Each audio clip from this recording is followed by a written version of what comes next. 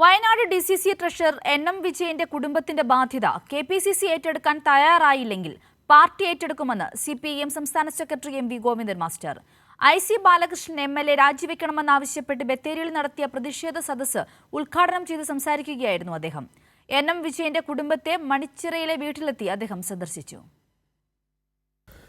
NM വിജയന്റെ കൊലപാതകത്തിന് പിന്നിൽ കോൺഗ്രസിന്റെ ജില്ലാ സംസ്ഥാന നേതൃത്വങ്ങളാണ്. 2.5 കോടി രൂപ വിജയന് ബാധ്യതയുണ്ട്.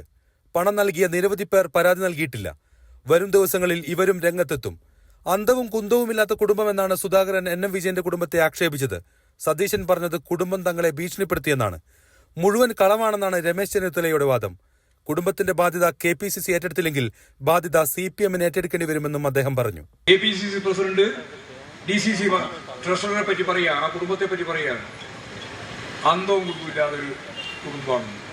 പ്രതിപക്ഷ നേതാവ് VD സതീശൻ എന്താ കുടുംബം ഞങ്ങളെ ഭീഷണിപ്പെടുത്തുകയാണ്. രമേശ് ചെന്നിത്തല എന്താ പറഞ്ഞത്? എല്ലാം കളവാണെന്ന്.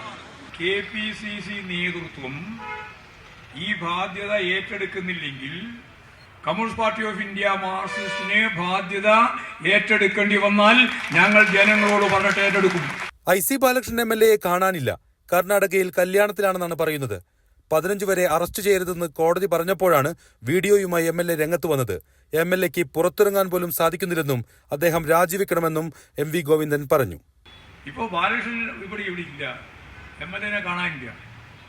അറസ്റ്റ് ചെയ്യില്ല എന്ന് ഉറപ്പ് വന്നപ്പോഴാണ് ഞാൻ കർണാടകത്തിലാണ് ഉള്ളത്, ഞാൻ ഒരു കല്യാണത്തിന്റെ ഭാഗമായിട്ട് വന്നതാണ് എന്ന് ഒളിവിൽ പോയ IC ബാലകൃഷ്ണൻ എന്ന് പറയുന്ന MLA ഇപ്പോ വ്യക്തമാക്കിയിരിക്കുകയാണ് ഒരു വീഡിയോയിലൂടെ. NM വിജയന്റെ വീട് സന്ദർശിച്ച് മകൻ വിജേഷിനെയും മരുമകൾ പത്മജയെയും അദ്ദേഹം ആശ്വസിപ്പിക്കുകയും വിവരങ്ങൾ ആരായുകയും ചെയ്തു. കൈരളി ന്യൂസ്, വയനാട്.